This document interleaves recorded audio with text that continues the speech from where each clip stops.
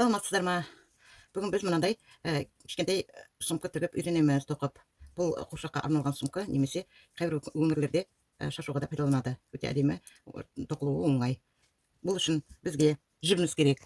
Мен осындай Ализа фирмасының жібін пайдаланамын, әртүрлі цветтерінен. Содан кейін бізге қайшы керек, күртшік, яғни ілмек керек, және сабақты ине керек, тебен ине керек, сабақты. Енді бүгін мен мындай қызыл түрінен тоқиын деп жатырмын.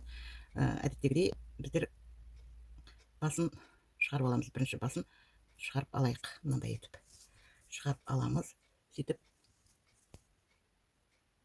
осы бастан біз 10 бас аламыз, яғни 10 петля аламыз. Бұл воздушный петля. 2, так, 3, 4, 5, 6, 7, 8, 9, 10. 10 бас алдық, 10 бас жіп алдық. Енді осы жерден арғарата 3 тағы да бас аламыз. Мына жіп бізге керек болатын болғасын, мен сіздерге бірден түсіндіріп кетейін. Басқа түсті жіпті ортасына қойып кетеміз. Себебі бұл түбінің, біздің кардинамыздың түбі. Осыдан бастап біз 3 петля аламыз. Так, 1, 2, 3 петля алдық. Міне 3 петля алғаннан кейін күртшігіміздің басына бір жіп іліп аламыз да, мынау белгілеп кеткен 3 петляның 13 петляға біз белгілеп кеттік. 13 петля, 1, 2, 3, 13 петлядан біз бір бас аламыз. Бір бас жіп аламыз, мынандай қылып. Күртшігіміздің басында 3 жіп. 3 бас жіп, 1, 2, 3. Енді ыңғайлап алайын. Енді күртшігіміздің басына жіп іліп аласыз да, әуелгі 2 бастан жіпті аламыз. Міне, күртшігіміздің басында 2 жіп қалды. Енді осы 2-ін біріктіріп бір жіп аламыз.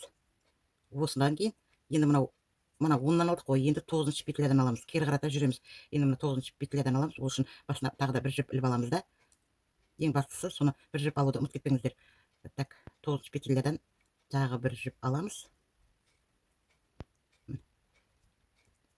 Бір жіп аламыз. Әр уақытта қарап отырыңыздар, бізде 3 бас жіп шықты. Сөйтіп тағы да қайталаймыз. 2 бастан бір бас аламыз әуелі. Сонан кейінгі қалған 2 бастан тағы бір жіп аламыз. Осылайша біз өрнегіміз соңына дейін жалғастырамыз. Ала бересіздер, келесі 8-ші петляға саласыздар. Ой, басын іліп аласыз, сосын 8-ші петляға саласыз. Жіп алдыңыз, міне оңай. 3 бас болып шықты. 3 бастың 2-інен бір бас шығарасыздар. Бір бас жіп шығардық. Енді тағы іліп аласыз да, тағы бір бас жіп шығарып аласыз. Міне осылай жалғасып кете береді бізде. Мына соңына дейін. Міне, мен соңына дейін тоқып шықтым. Осындай өрнек шықты бізде. Мына соңы, енді манаға айтайын деп отырғаным, осы жерде міне бізде бастаған бірінші петлямыз тұр, е? Бірінші петлядан мынағының басына бас жіп іліп алмаймыз. Бірінші петлядан бір жіп аласыздар, 2 ғана. 2 ғана біз 2 бастан бір бас аламыз. Бұл келген кругымызды бекіту. 2 петлядан бір петля шығардық. Біз мынау бірінші 10 бас алған жүрміз, мынау біздің өрнегіміз. Ары қаратада осы жерден біздер қазір мен мынандай басқа түсті жіптен біреуін қойып кетейін. Себебі онда қазір артынан түсіндіремін. Жіпті қойып кетейін. Сөйтіп енді біздер кәдімгідей басынан бір петля өзімізде тұрды, бас іліп аламыз. Сосын келесі соңғы неден бас іліп алып,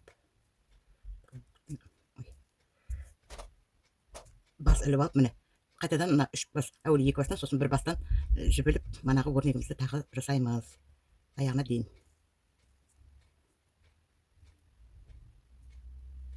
Осылайша біз мына жерге дейін келеміз.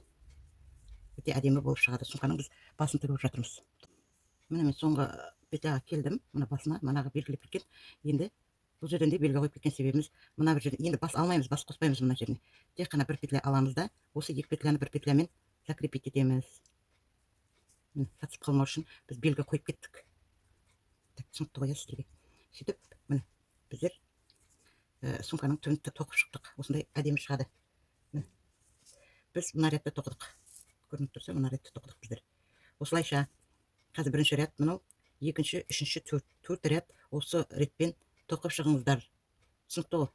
Қазір бір екеуін тағы да көрсетемін сіздерге. Міне енді ары қарата жалғастырамыз. Әуелі мына бірінші жіпіңіз 1 2 3 көрініп тұр ғой. Мына екі жіптен астынан әуелі іліп аламыз, сосын екі жіптен астынан аламыз. Бір жіп, үшеу болды. Үшеудің екеуін бірге аламыз, бас шығарамыз. Міне шықты. Сөйтіп екі жіптен, енді мына екі жіптен бір жіп аламыз. Сөйтіп жалғастыра бересіздер. Мынау белгі қойып кеткен жеріңе келгенде тек қана бас қоспай екі жіптен бір жіп аламыз. Соны ұмытпаңыздар. Солай біздер 4 ряд тоқып шығамыз. Міне өздерің көріп отырғандай, мен 4 рядты да тоқып бітірдім. 1 2 3 4. Енді бұл жіптердің қажеті жоқ. Мен манағы айтқан мынандай жанындағы екі жіптен бір жіп алуды сіздер ұмытпаған шығарсыздар. Сонда мынандай бізде өрнек шықты. Енді мына соңғы жібіміз. Қайтпастаймыз бізге енді. Бұл жіп осындай міне сумочка шықты. Мына жібімен қарай кейбіреулер, мен бұл шол кішкене тарлау болып тоқыдым. Мына жерге қоямыз. Енді біздер құлағын жасауымыз керек. Ол үшін молырақ етіп осындай жіпті аласыздар.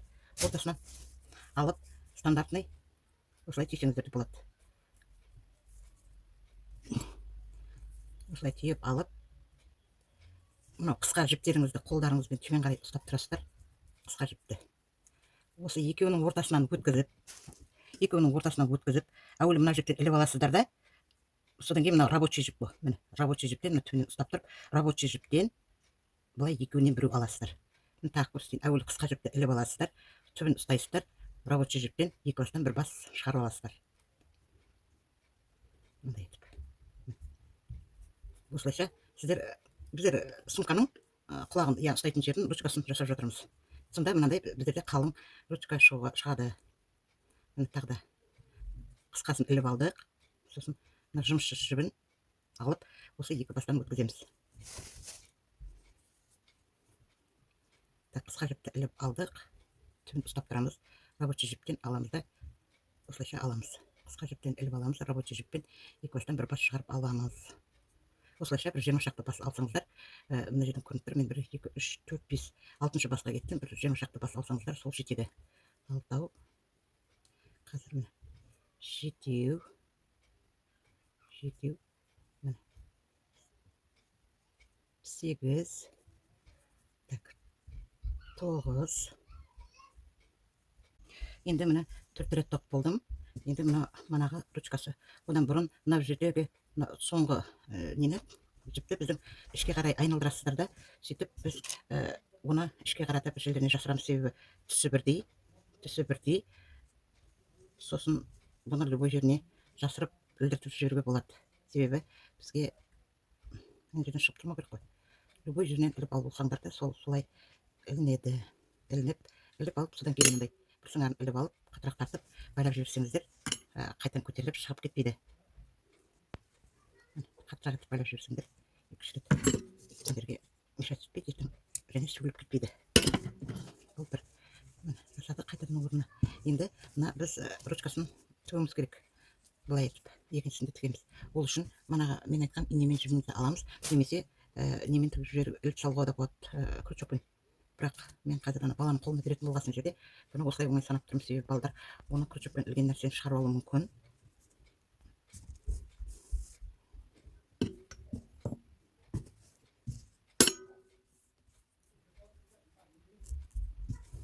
Осылайша тігіп шығамыз. Мына бір жерін ішіне қарата өткізіп, осылайша тігіп шығамыз. Қайтадан өтуіміз керек. Мен біреуін тігіп болдым, екіншісін қазір тігемін. Енді сендерге мынаны түсіндіріп кетейін. Егер бұдан да үлкен сумка жасайтын болсаңдар, мынау алғашқы 10 басымыз бар ғой, соны 20 бас, 30 бас, 40 бас деп алып, үлкенірек сумка жасауларыңызға болады. Енді көріп отырсыңдар, мен мына жеріне мыналарда оформление бар да, мен аны қолда бар нәрсені тігіп немесе жабыстырып қоюларыңызға болады. Мысалы, мынаны жабыстырып қоюға болады, или тігіп тастауыңызға болады. Жалпы оформление өздеріңіздің фантазияңызға байланысты әртүрлі қылып жасауыз. Ең бастысы мына тоқу реті, оны уже үйрендіңіздер. 1 2 3 4 деп міне көріп отырсыздар ғой. 1 2 3 4 ретінен ал енді әртүрлі, мысалға мынада кішкене побольше алған басын, әртүрлі бастары сөйтіп, кейбір өңірлерде осыларды шашуға да шашып, конфеттің ненің орнына әртүрлі нәрселер тоқып алып. Ал егер видео ұнаған болса, міндетті түрде тіркеліп, лайк басуды ұмытпаңыздар. Келесі жолы бұдан да басқа түрлі нәрселерді тоқып үйренуге видео саламын. Әзірге сау саламаттар болыңыздар. Міндетті түрде тіркелуді ұмытпаңыздар.